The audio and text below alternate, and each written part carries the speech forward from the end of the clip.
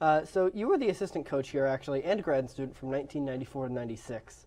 How have you seen the Robert Morris track and field and cross-country programs, grow and develop in almost 30 years since you've last been here? They've changed tremendously. First and foremost, the university just changed a great deal. When I actually went here, it was called Robert Morris College, believe it or not. It wasn't even a university yet. And the facilities have changed dramatically. The Island Sports Complex didn't exist, so we competed. We had an indoor track in the old Sewell Center. That was before the UPMC Event Center. And we also we used to practice at Moon High School, believe it or not, in the Atherton. So things have changed dramatically, almost entirely for the better. The university's grown tremendously, and the athletic programs have grown tremendously over the last 30 years. And even in your 1.5 years you've been here so far, there's been multiple changes, including just the introduction of the men's cross-country team. How important has it been from you to sort of build up that program, and how has that difficulty been? It's been challenging.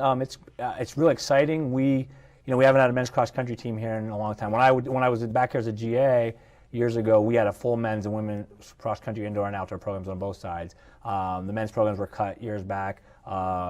Chris King and the athletics administration decided when I got this position that we were going to bring the men's cross-country program back. We didn't know until November last year that we were going to do. So we kind of did. We worked as hard as we could to recruit and put together a roster of about 10 guys. We're really working hard at recruiting again now. So it's a process, but it's really important. It's really important to have that back. It's really important to build on the legacies of the teams, and it really helps our women's program. It really helps to have the men's team in concert with the women's team in cross country. So we'll get there. It's just going to take some time to build it back up after not having it for so many years. And you mentioned that recruiting aspect. Now, I ran track in high school.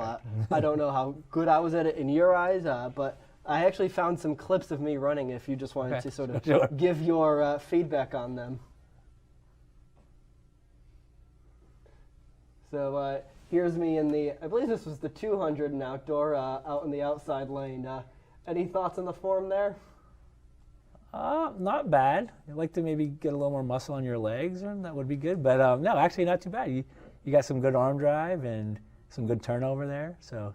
And then here in the hurdles, slightly just outside my distance, 400. So it's a 400 hurdler here. Yeah. So you're from New York, I heard. So that's the 400 hurdles. Yes.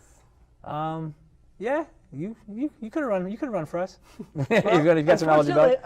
Actually, I still have 4 years of eligibility, yeah. So if you want to come out for cross country and stay here, and you come out for cross country next year, we'll take you. And then speaking of up next, you guys actually start tomorrow for indoor at the YSU Icebreaker. Correct.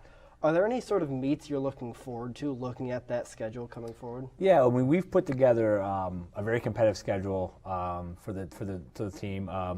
It's up there right now. This first meet's just like the reason for a meet in December is basically because the non-cross country kids, the sprinters, hurlers, jumpers, multis, throwers, have all been basically just running against each other all fall, since September we started practicing and training. So they're just itching to get out there and get to see some outside competition, get in a competitive situation. I kind of refer to it as a rust buster. It's just kind of see where you're at when the fall. And then when we get back after holiday break, then we'll really get into the nuts and bolts of our season. We have a meet at Penn State, which is a great meet.